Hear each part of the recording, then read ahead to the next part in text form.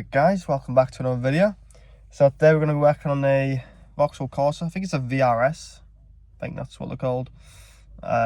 Engine's blue, so I'm going to put another one in it. Oh, I think the head gasket's gone or something. I'll ask my pal now. But yeah, we'll turn you around and I'll show you what we're doing. This is the beauty here, VXR. What was it? It was a head gasket? Yeah, head gasket. Here it is. It's going to be more expensive to change the head gasket basically. It's just easier putting a new engine in it. We'll start with taking the wheels off, get the axles off. Oh wait, has he already got the exhaust off as well? He already got this front end off because obviously the coolant situation. Well, basically take this front bumper off. There's a couple screws along here. Should be a couple probably along the bottom. He's took the crash bar out. Just a couple bolts in here. Obviously the rad's off. Should be able to hopefully find a video on that, but that's basically that's straightforward, taking that front end off. I think most people lift them out anyway, but this was already off, so it just gives us a bit easier access.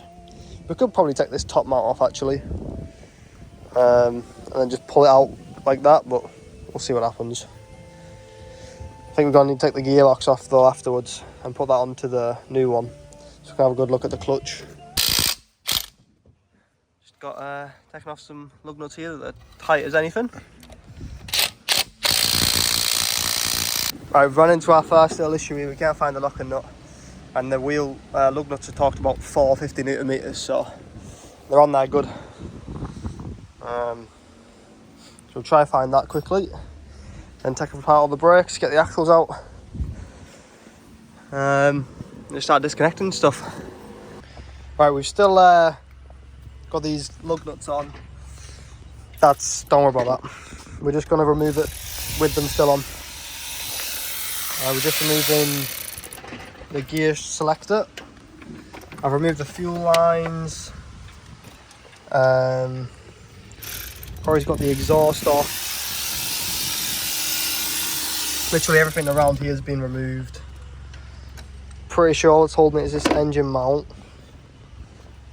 That engine mount. Obviously them lines there on the two coolant lines at the back that we need to remove. And then obviously these cables here go to the starter, so we're going to move the engine out and then undo them afterwards to make it a bit easier.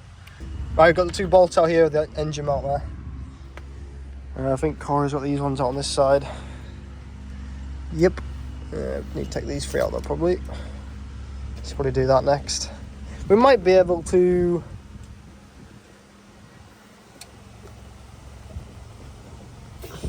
slide it out like this, but try and run it back a bit.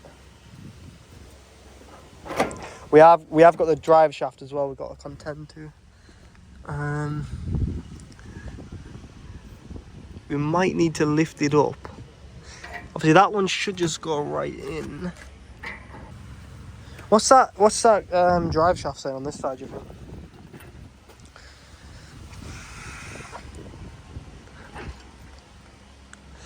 Oh.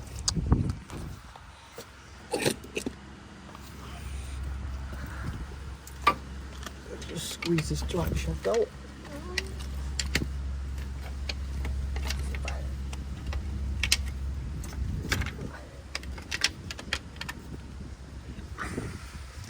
I'll come back in a second. I'm just going to try and get this drive shaft out here, and then we can rotate the engine around and hopefully get to the other drive shaft. Obviously, because the wheels are stuck on, we've got to do it a bit backwards. But normally, you just take the wheels off, obviously, and take the drive shafts off. Right, we've got the engine out here. It was a bit tricky with the axle still in, but obviously doable. That's what it's looking like at the minute. That axle will just put there. So the other one we took out from that side. There's coolant lines, fuel lines. Move the electrical cables off the starter afterwards. Just screw onto there. So it's pretty straightforward. We've got to remove the alternator. Obviously get the axle off now. ECU. I think there was the gearbox obviously. And then the tensioner there we put on that one because that doesn't have a tensioner on it. I'm not sure if this is correct, someone might be able to tell me.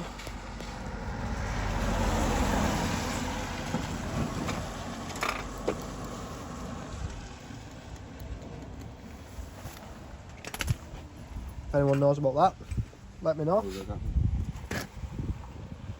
Yeah, apart from that, it looks alright. I'm not sure what I recorded last, but that's the old engine. Just put the new gearbox on. Oh well, the gearbox off the other one. Drive shaft, alternator, belt, starter motor, ECU. I think it's ready and built up. So we just need to put it back on the crane and get it in. Alright, we've just manhandled it onto the lift there. That was good fun. There's not much room here, as you can see. Don't worry, all this will be tidied up afterwards, it will be spotless. But yeah, it's on the lift now, so we're just gonna put it back in. We're gonna try and manoeuvre the axles in, because obviously we couldn't get the wheels off. Obviously an even easier way of doing it is if, obviously you should be able to remove your own wheels, but we bought this car and they didn't have a locking wheel nut, and we didn't know until it was kind of too late. So we tried buying a socket set to remove it, but they didn't work. So we just left with what we are, so we just went for it. We got it out though, it wasn't too bad. We're just going to be interested in trying to get it back in, because we've got to manoeuvre the axles round, make sure it doesn't hit this, make sure it doesn't hit that. But we should get it in. Always get it back on the mount and that. Should be alright. Just double check the yeah, they look alright then. Alright, sweet, let's get it in. Alright, sorry, I didn't record putting it back in, but it was basically the same as before. We put this side in first to get that axle in. Obviously you won't have to do this because you can just take the wheel off, but we couldn't, unfortunately. So I slide it in that side first, get the axle in. Then we heighten the engine as far as we could to get this axle in. And then we load it back down onto this mount. We got that mount in. Then we load it to this mount, got this mount in. And then we put the lower back gearbox mount on, and it was literally lined up. I just put the bolt right in. Don't know how that works, but fair enough. Don't question it. Coolant lines are in. We've got the gear selectors in. Fuel lines are all in. What else? I think that's basically it, wasn't it? Yeah. Yeah, we can put this ECU clip in. I just want to dry that up. There's a bit of water in there. I don't want to put that in yet. It's been raining on and off, so basically now this is pretty much where we were this morning, apart from that black panel over there. So we're gonna get that black panel on, get the exhaust back on, and then we'll probably get it completely filled back up. We're gonna put some oil in it now, and then probably try start it. Don't see why we can't. Alright, we've got it all plumbed back in. Got some bit more stuff on it now. Just gonna give it a crank. I've removed the fuse for the fuel pump, so hopefully it doesn't start.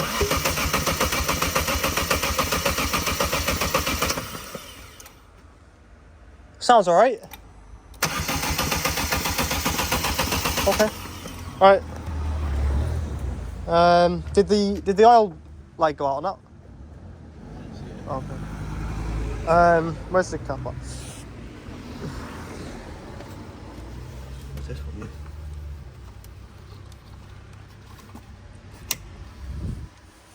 Right, do you want to try that? Start it. Yeah. Just get ready to knock it off.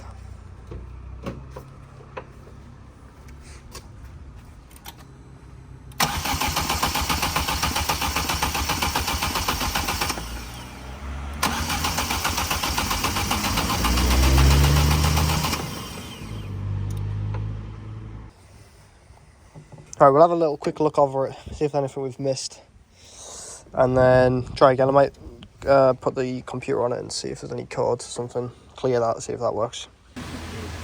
Alright, this is the next day, and we had to change the whole wiring loom because it wouldn't start. Go on then.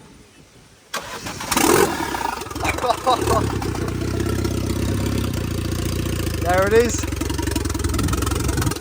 Let's go! Oh my god.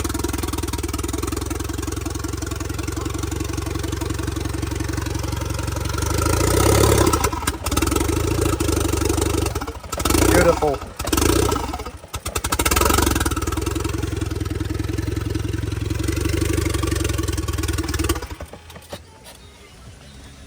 Lovely. Try again. Alright guys, engine also, it's running spot on. I've just serviced the gearbox because it obviously lost some oil. Some down here. Drain plug's just back there, you see it? And then fill plug's just up here.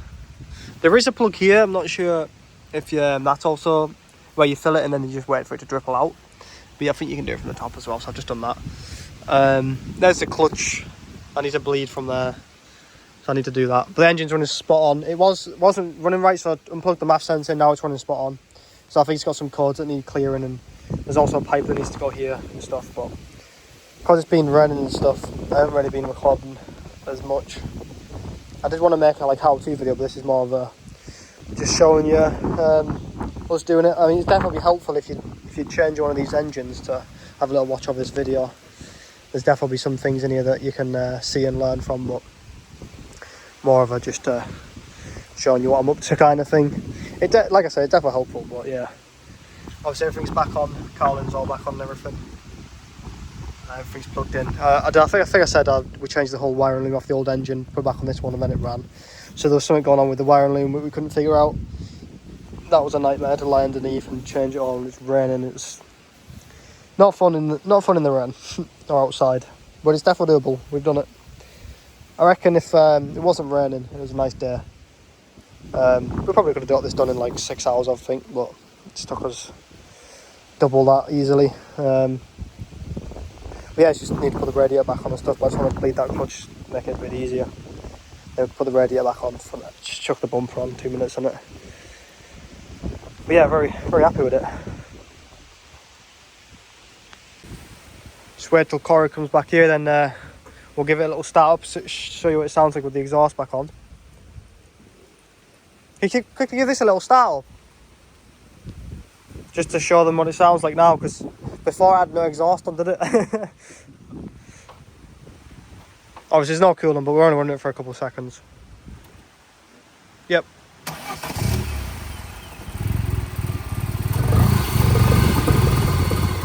Oh. It's doing that thing again.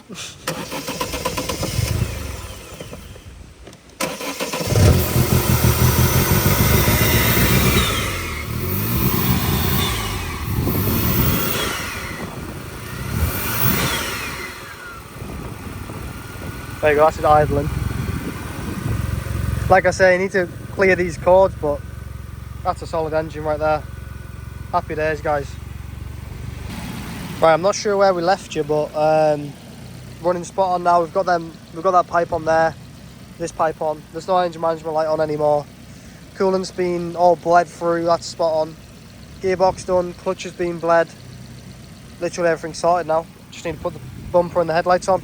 Put it back on the ground and you can test drive it, but it's running spot on now. Even revs up nicely, literally no issues now. So yeah, just get the front end back on, put it on the ground and take it for a spin. But it sounds way better than the other engine. It sounds really good for one of these. 175, I don't know what they usually are, the compression, but yeah, that's on there, they're all 175, so that's pretty solid. Got 68k on the engine. I don't know how it makes out sound on the camera, but it sounds spot on here. Alright, quickly got the front bumper on, headlights on, fog lights all plugged in, headlights plugged in. Just finishing off screwing it in now. Oh, wiper blades. It's a car again. We can shut the bonnet maybe? Yeah.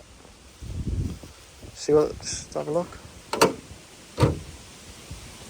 Lovely.